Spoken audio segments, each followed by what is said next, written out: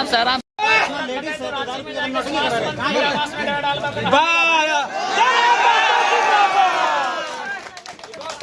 कभी हड़ताल की करना है, जारी रखना है। बोकारो जिले में ऐसा क्यों होता है? बाकी जिलों में आज तक कभी ना आंदोलन की आवश्यकता उस तरह पड़ी, ना ही कभी लोगों ने इस बात का सूचना भी दिया कि हमारे साथ ये व्यवहार हो रहा है। लेकिन बोकारो जिला में ये दूसरी बार है। पिछली बार जब विधानसभा का सेशन चल रहा था, बजट सत्र, उस समय भी मैंने सदन में बात को उठाया था कि भाई हमारी बोकारो जिला के लगभग सभी प्रखंडों के जो आउटसोर्सिंग कर्मचारी हैं स्वास्थ्य विभाग के, वो धरने पर हैं अपने बकाये वेतन की मांग को लेकर, पीएफ ईएसआई की मांग को लेकर।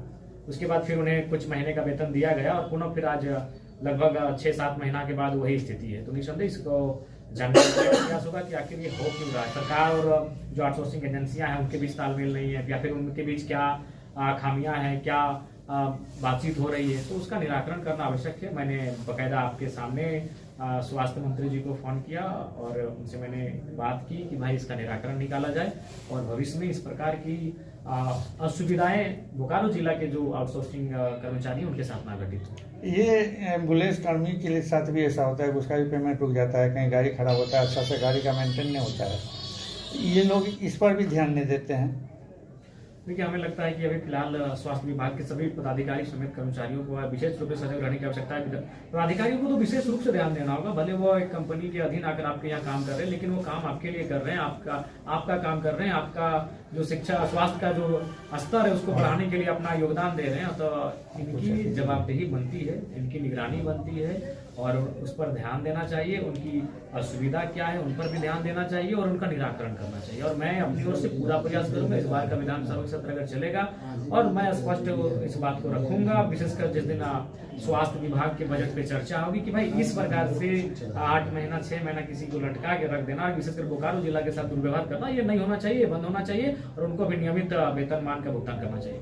सर, ये सब पीएफआई का जो बात है, ये सही आश्चर्यजनक है। इसको लेकर लेबर सुपरिंटेंडेंट से भी बैठेंगे, लेकिन आज संभव नहीं है। बाकी प्रतिनिधिमंडल उनसे बैठ के बात करेंगे कि आखिर क्या खामियां हैं। जी बिल्कुल, 30-35 अगर संविदा कर्मी होते हैं तो भाई आपका पीएफ ईएसआई की सुविधा दी जाती है। यहाँ तो 700 के आसपास संविदा कर्मी है और उनको अगर पीएफ ईएसआई की सुविधा नहीं मिल पा रही है तो हमें लगता है ये कोई ना कोई डिफॉल्ट है, उसे दूर करने की आवश्यकता है।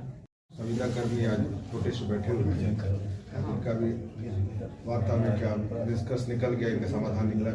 हाँ बिल्कुल, अभी हम लोग डीसी सर और सिविल सर्जन सर के अथक प्रयास से 30 लाख रुपए का अलॉटमेंट मांगे थे, उसमें से 30 करोड़ रुपए का अलॉटमेंट मांगे थे, उसमें से 5 करोड़ रुपया अलॉट हुआ है। वो शनिवार को 5 बजे शाम में आया है। कल सर रविवार था इसलिए वो प्रोसेस नहीं हो पाया। आज हम लोग क्योंकि रेगुलर सिविल सर्जन जो है वो छुट्टी पर है, हम चार्ज में हैं, तो कल तक ये प्रोसेस हो जाएगा, ट्रेजरी में से पास हो जाएगा और हम लोग 24 तारीख को राइडर को दे देंगे। 24 तारीख के शाम तक उम्मीद करते हैं कि इनके बैंक अकाउंट में चला जाएगा। 3 महीने का सैलरी, मतलब ये कंफर्म है कि इनको 3 महीने के सैलरी मिल जाएगा। बिल्कुल 1-2 दिन के अंदर मिल जाएगा, 2 दिन के अंदर मिल जाएगा। बार बार क्यों हो रहा है सर?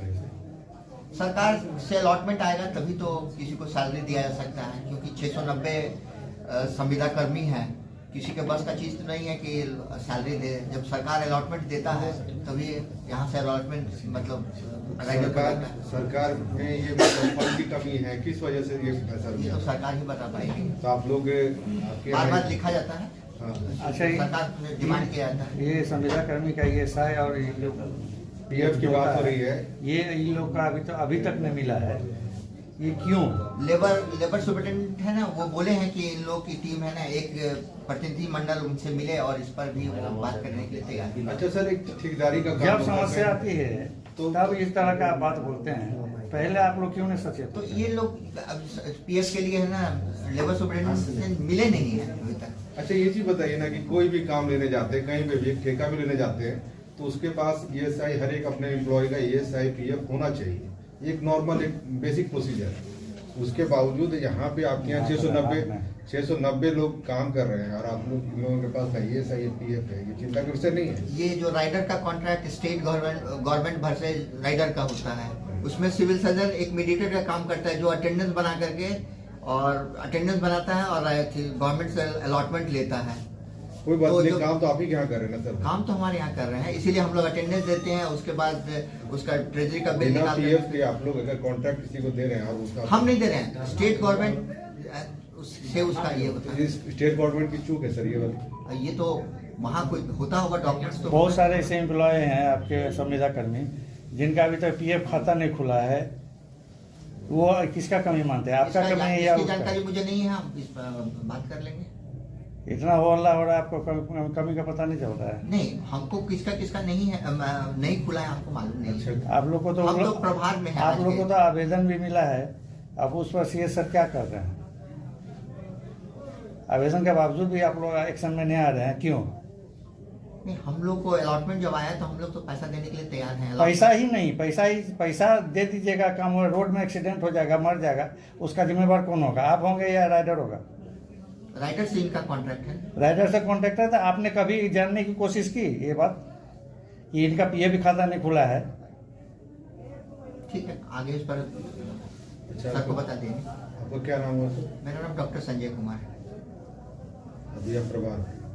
कर पा रहा हूँ।